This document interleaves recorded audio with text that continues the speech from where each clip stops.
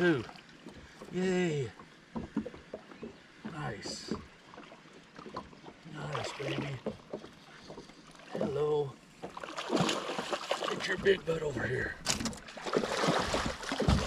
Nice.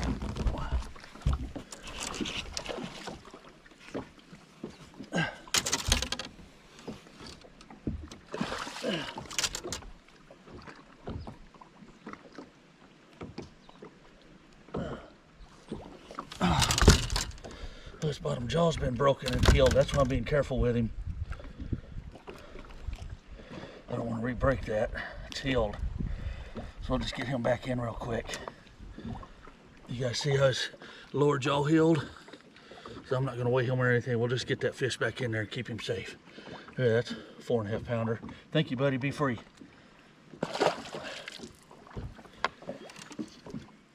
Nice.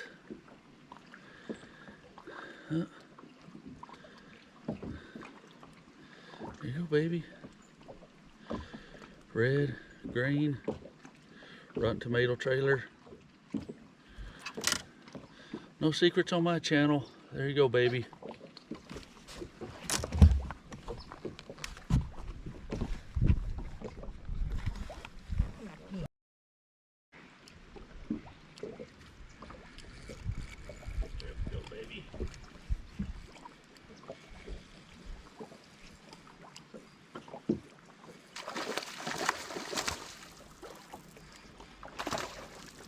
He's a scrapper. Here's a little butt over here. Little scrapper.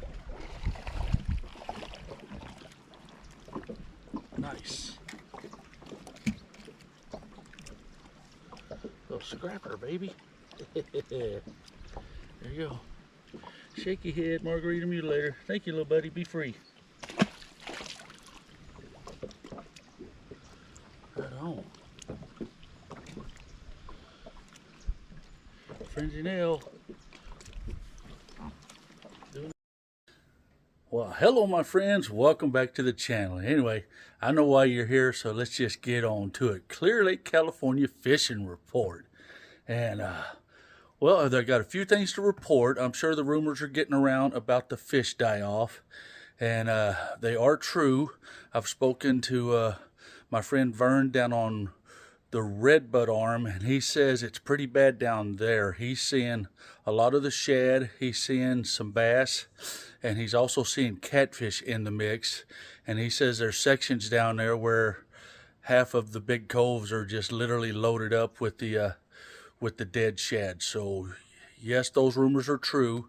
I've only fished in Rattlesnake this week, and I've found a few places where there's just a, you know, maybe the size of a pickup truck would be washed up back into a little eddy. So I haven't seen it really bad over here in the Rattlesnake Arm. Let me turn you guys around and I'll show you exactly what we have here in the oak. You can see just a few floating here and there. I mean, normally that entire backside would just be loaded up, so they're not coming into here. When I walked Bailey today, she was down on the down to the end where we enter the oaks.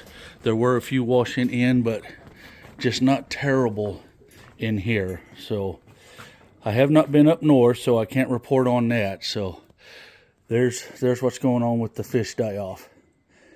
And let's just see, water level.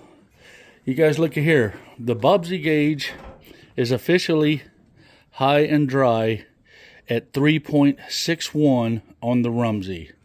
So the bottom half of the Bobsy gauge there is 3.61, and the top there, just about 2 inches below the concrete there, is the 8-foot Rumsey. So there's the Bobsy gauge high and dry. So I plan on getting in there and putting some measurement numbers on there just for shits and giggles.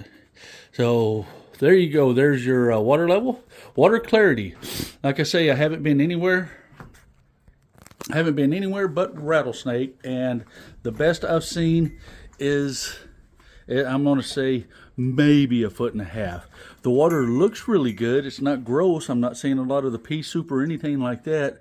So the water looks really healthy, and like I say, I'm only finding about a foot and a half at the most, which is fantastic for this time of the year. I mean, I can recall the years past where it just looks like somebody threw up in here by this time of the year. So anyway, there's your conditions. Let's get to the fishing. You guys hopefully saw that I posted a video yesterday on a little fishing challenge. Hadn't done a challenge in a while, so I did one, so you guys can see what happened there, and had a few questions about what baits I was using. So I'm going to show you guys exactly every single bait that I've caught them on this week. And I can't give you the BR 15, 49, 32 zip zap doopy daps that most of your fishing buddies can give you, because I'm just not that guy. I'm going to show you the one that I'm using. So you might have to do a little research. I mean, if I can figure it out, I'll tell you, but I don't know the brands and all that stuff. So here we go. What's on deck, baby? What caught them this week?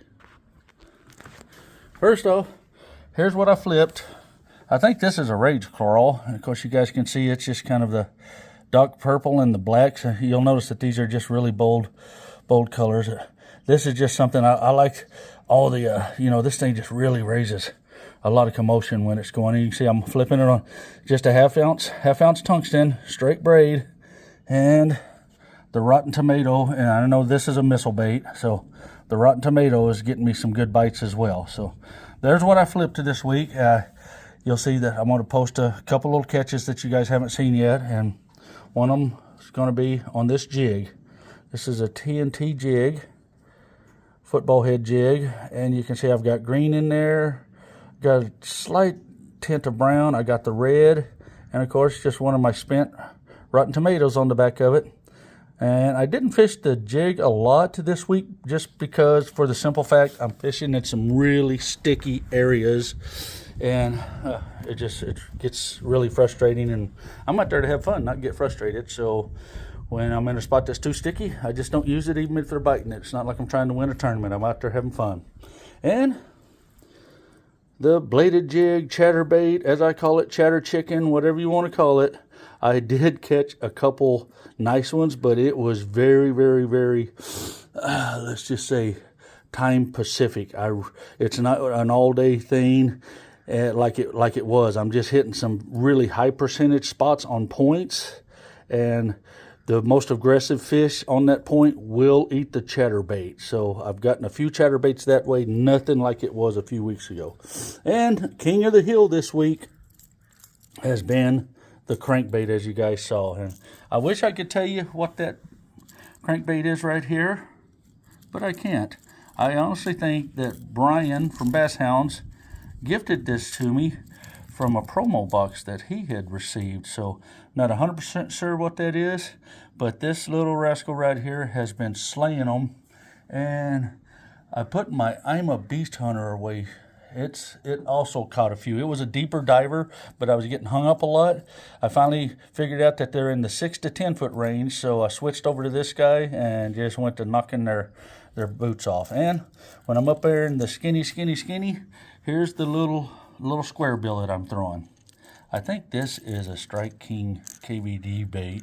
But anyway, any information I might have, if you guys see it on there and you want to throw exactly what I'm throwing, there's the two that have been doing my damage. And you'll see that Mr. Frenzy Nail, shaky head, just a robo worm. I think you could do the Ned rig. There's just endless options. I'm not convinced that my worm is making any difference at all. I think you could throw just a half a Senko on that sucker and you'd probably be okay. Or you could throw a big old freaking, you could throw a baby brush hog. You could just pretty much throw anything on there and you would probably be okay. And don't worry, I still have the boat loaded with everything from LVs, my trash fish, Senkos, buzz baits, drop shots. It's all still in there. It's just hard to put down that crankbait when they're eating it, even though it's terrifying at my age with these big old sausages to get a crankbait out of a fish when they're hot. And they are hot right now. You catch these little ones, they want to fight you, man. They are not happy. So anyway, you guys know what's next. When you get up here, treat people the way you want to be treated, respect that resource, and peace out, baby.